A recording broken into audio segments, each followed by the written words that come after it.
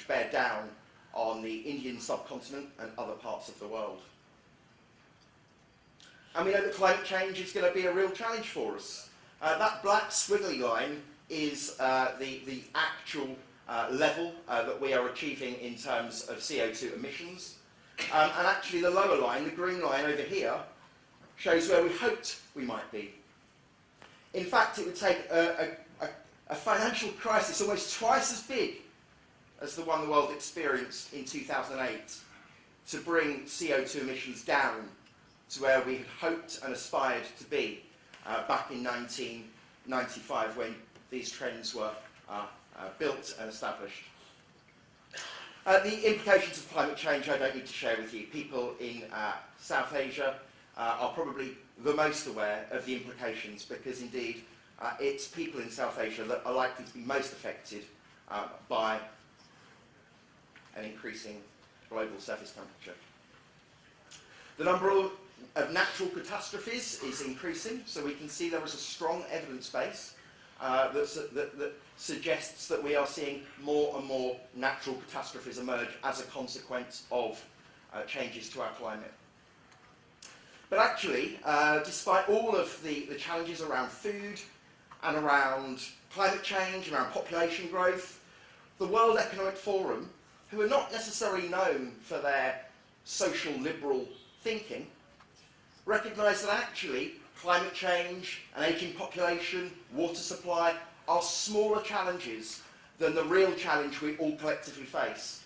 Fiscal imbalances and severe income disparity are the real challenges. Because what we see is as the world does become more prosperous, that prosperity is not being shared. That prosperity, that additional wealth that we are creating in our communities is not trickling down to the poorest in our world. It's actually being held and maintained by a very small proportion of our world. One of the things that's driving that is the short-term nature of our business transactions. And this is a fascinating graph. This is the Financial Times Stock Exchange from the UK. And what it does is illustrate how long we hold investments in businesses for. So back in 1966, the average period that a shareholder would maintain that shareholding for was 8 years. Fast forward to 2000, and we're now looking at about 8 months. In 2017, the average share in a business is now held for just 5 months. And where shareholders are switching their investments left, right and centre in order to maximise their profits, what we see are many, many companies being driven by very, very short-term interests. No longer are we looking at the long-term interests of our business community. We are being driven by a need to satisfy an ever shorter horizon for shareholders seeking profits. And as those profits emerge, one of the real challenges, which I've just shared with you, is that those profits are not trickling their way down to different parts of society. They are being maintained by a very small proportion of people that have very powerful stakes in our businesses. So over the last 30 years, what we can see is that the middle classes have done okay. That's the yellow line on my graph. But really the top 1% of wealth owners have done incredibly well, even in the last 8 or 9 years since that global financial crisis emerged. And it's a real challenge that our systems, the systems where we make the rules, are really satisfying only such a small group of interests in our world and in our society. And of course that drives a whole range of outcomes. So we've seen a very, very significant range of protests emerge right around the world, not just in the last few days, as we have a new global leader in the White House, but actually over the last decades we have seen more and more people feeling dissatisfied with the opportunities that the world is providing for them. And those challenges are not going away. So we do need a system that doesn't actually allow companies to avoid their tax obligations, that doesn't allow wealth to be taken from the communities that have created that wealth. We need a new system.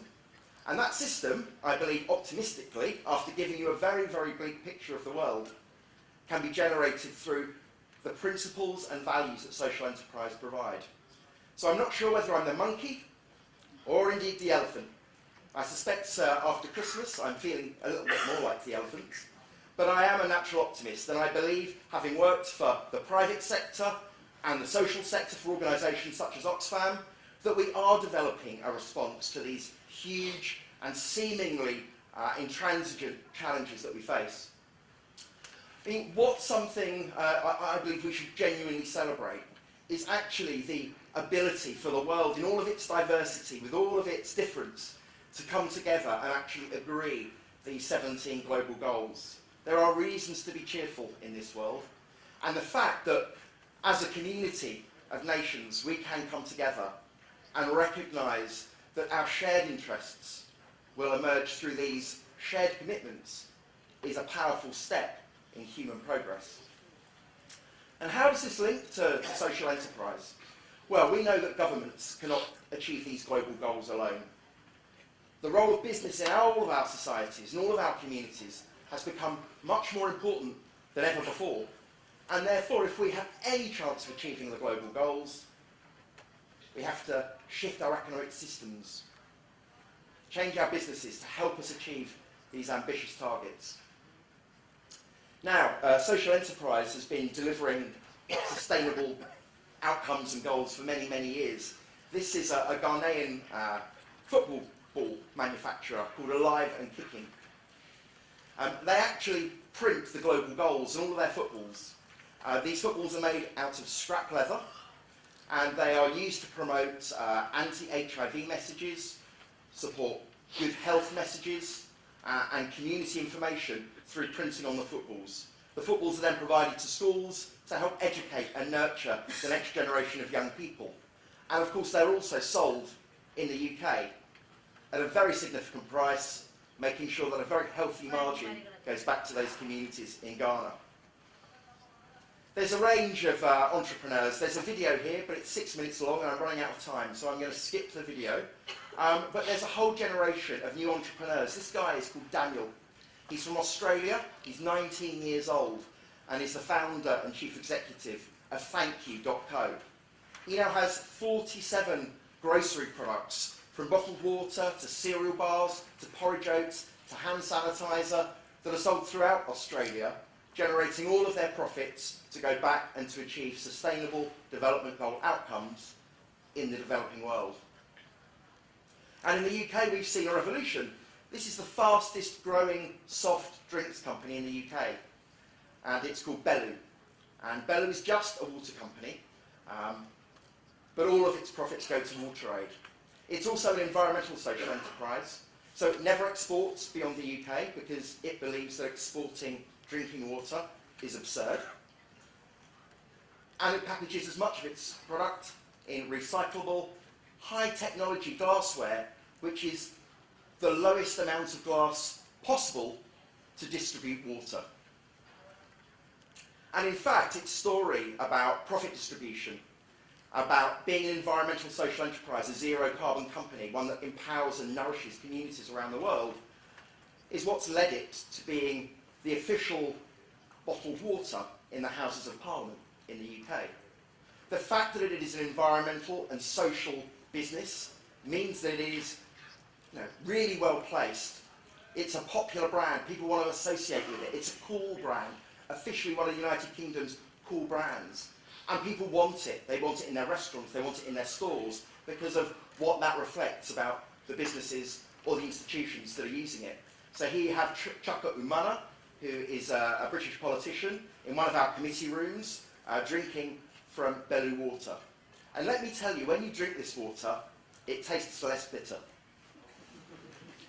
Divine Chocolate came from the UK, and what we've done with Divine is map how many of the Sustainable Development Goals Divine can achieve. And it's achieving 16 out of the 17 goals. So everything from poverty eradication, to gender equality, to quality education, to tackling inequality, all of these goals being delivered through a single chocolate company. And this chocolate company is radically different, because unlike most chocolate companies, this chocolate company is actually part-owned by the cocoa farms themselves.